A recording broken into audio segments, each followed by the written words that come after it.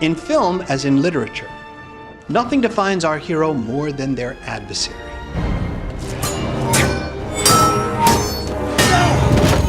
He rises!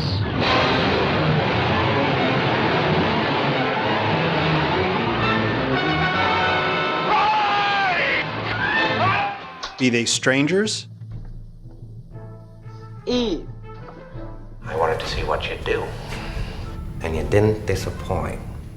frenemies, Come with me if you want to live. I am a soldier. Yes, so kills for Rome, and Rome is evil. I warn you! No!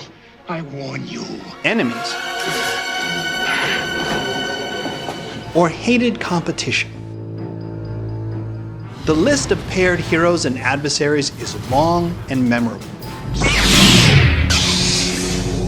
Whether their battle starts from opposite corners or brings them face to face, or keeps them at a distance for the length of their conflict,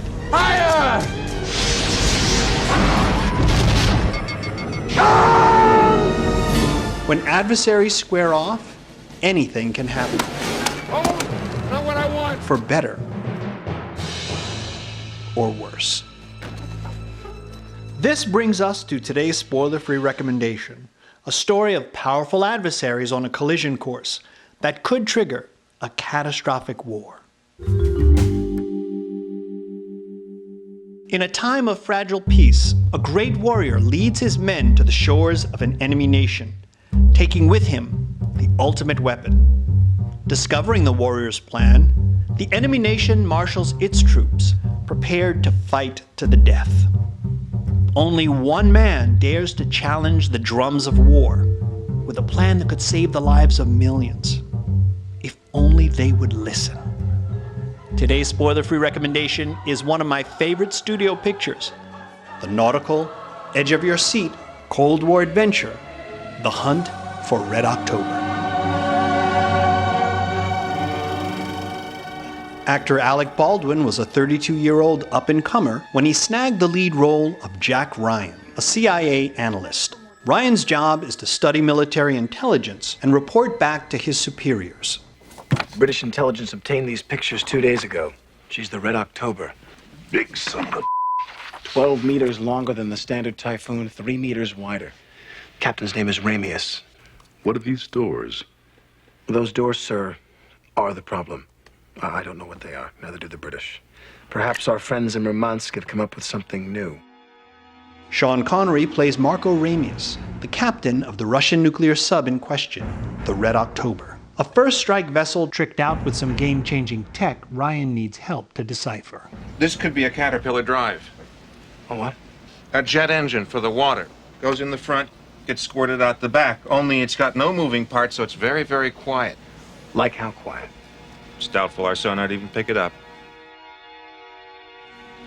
This thing could park a couple of 100 warheads off Washington or New York, and no one would know anything about it till it was all over. Aboard the Russian sub, Captain Ramius begins his voyage with no intention of following his orders from Moscow. I'm removing the missile key, and I'm keeping it myself. This is most unnerving, Captain. The reason for having 2 missile keys is so that no one man May what? may arm the missiles. Perhaps I should keep the key. Thank you, that'll be all, Doctor. Back in Washington, Ryan is a guest at a meeting of the Joint Chiefs when a frightening bit of intel comes to light. The Soviet fleet sailed with orders to find Red October and sink her. Sink her? Oh my God, they've got a madman on their hands. With a preemptive U.S. strike inevitable, Ryan offers the only conclusion that could avert a nuclear war. Ramius might be trying to defect. Do you mean to suggest that this man has Proceed, Mr. Ryan. Well, Ramius trained most of their officer corps, which would put him in a position to select men willing to help him. And today is the first anniversary of his wife's death. Oh, come on. You're just an analyst. What can you possibly know what goes on in this mine? I know Ramius, General. Admiral Hollis, How long before Ramius could be in a position to fire his missiles at us? 4 days. Somebody's got to go out there and make contact with Ramius and find out what his intentions really are. Okay, when do you leave? Come on. I am not field personnel. I am only an analyst. You're perfect. You are expendable. Something like that. What follows is a nail-biting race against time as Ryan hopscotches his way across U.S. war vessels in an effort to reach Ramius before the Russian sub-captain can get within striking range of the U.S. coast. I'll give you 3 days to prove your theory correct. After that, we'll have to hunt down Ramius and destroy him. As Ramius, Connery proves an inspired choice, most commonly known for originating the role of Bond. James Bond. Connery's history as 007 actually serves the film well, bringing a Cold War subtext to the project that feeds director John McTiernan and screenwriters Larry Ferguson and Donnelly Stewart's airtight adaptation of Tom Clancy's first novel. But Connery initially turned down the project, citing in part the absence of a memorable speech. In response, the filmmakers made a call that would turn Connery around in a big way. And no, it wasn't to offer the actor more money. Stick around and I'll tell you. But first, let's get back to our story.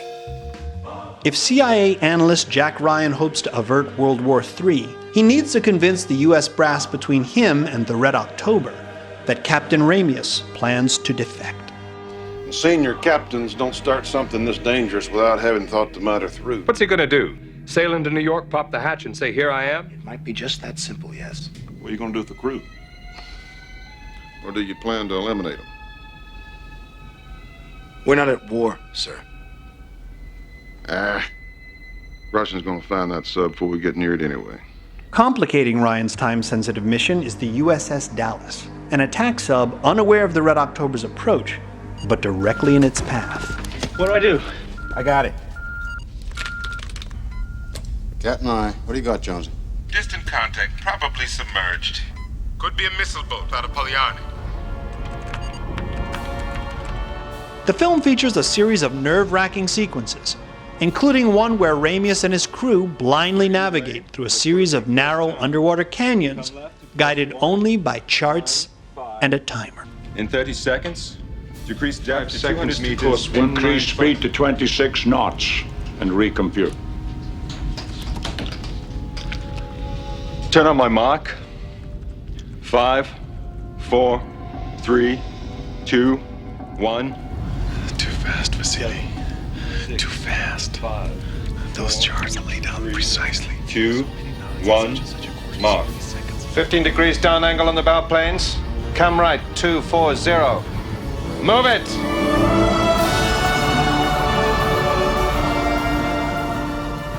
In a star-making role, Alec Baldwin knocks it out of the park as the film's earnest, idealistic hero. Captain, there has to be some way you can establish contact without violating your orders. I'm telling you, he wants to defect. Mr. Thompson, call Chief Watson to the con with his sidearm. I said, speak your mind, Jack, but Jesus. James Earl Jones and Scott Glenn are well cast as military operatives working from different corners of the U.S. war machine. Naval activities? I have no knowledge of this. But then, of course, I never was a sailor. Richard Jordan and Joss Ackland nearly steal the film as U.S. and Russian politicians, respectively, raising and calling each other's bluffs in an ongoing game of Cold War diplomacy. You're telling me that this is a massive rescue operation? That is correct. How can we help? And actor Courtney B. Vance delivers a standout performance as the brainy, music-loving sonar tech aboard the USS Dallas. If I can get you close enough. Can you track this sucker? Now that I know what to listen for? I'm begging. But it's the unexpected humanistic portrayal of Ramius and his first mate Borodin that leave the film's most lasting impression. Connery and Jurassic Park's Sam Neill share an effortless chemistry that feels like a genuine friendship. For all the film's high adventure and special effects, a quiet scene between the two in closed quarters stands out as one of my favorites. Connery is outstanding, giving Ramius an arrogant confidence and affection for his men that makes it easy to imagine him convincing them to risk their lives to bend the fate of nations. A great day, comrades. We sail into history. I don't know about you, but I can't imagine another actor in that role. That's why it bears noting that Connery initially passed on the project, citing in part the absence of a memorable speech. That's when the filmmakers made a decision. They picked up the phone and they gave a call to writer-director and self-styled madman, John Milius. If you don't know his name, film lovers, trust me, you know his work. Milius was well known in Hollywood as a writer of memorable, muscular dialogue.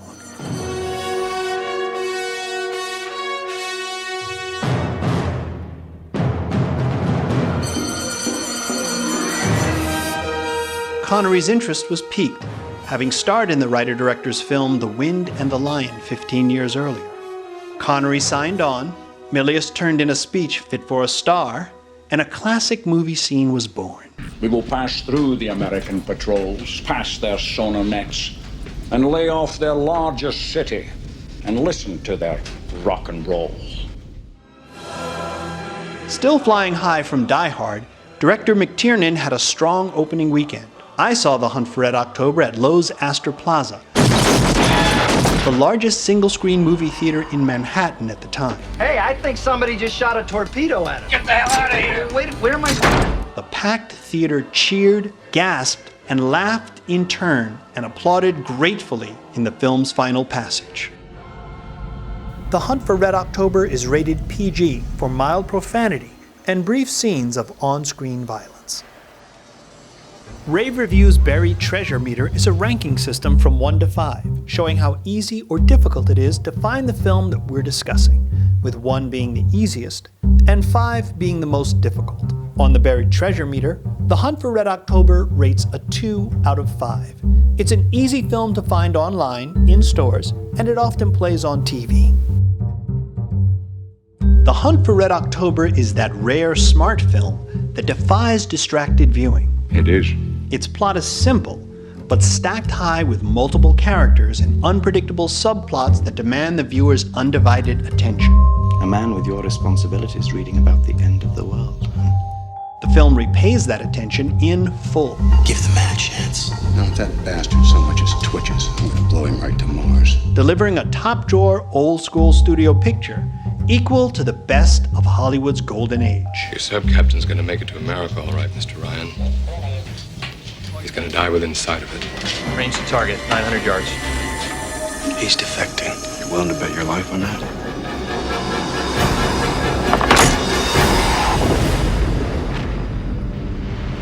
If The Hunt for Red October leaves you hungry for more, check out these stories of enemies getting too close for comfort. 1958's The Defiant Ones. Sidney Poitier and Tony Curtis star in this 2-time Oscar-winning tale of convicts, one black, one white, chained together and on the run in the Deep South. You said one day we were going to tangle, Joe. You said the time was going to come, and that time is now. They probably kill each other before they go 5 miles.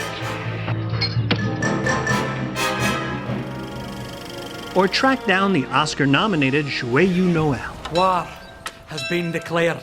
The based on true events World War I story of French, Scottish, and German troops ignoring military protocol in the hopes of sharing a Christmas Eve ceasefire. Never forget something called military discipline. Good evening.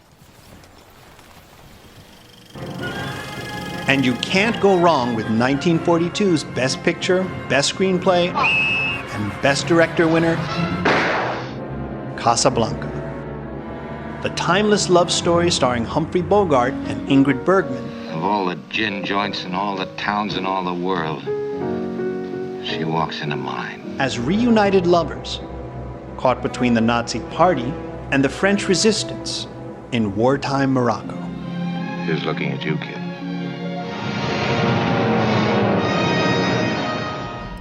Time to torpedo impact. Today we put to sea with the brave crews of the U.S. Navy and the Red October. But if long voyages leave you feeling tense, you can set sail with my companion series, The Skinny on the Good Stuff. where short-form recommendations will get you back on shore in 6 minutes or less. Oh, it's exciting, isn't it? Very.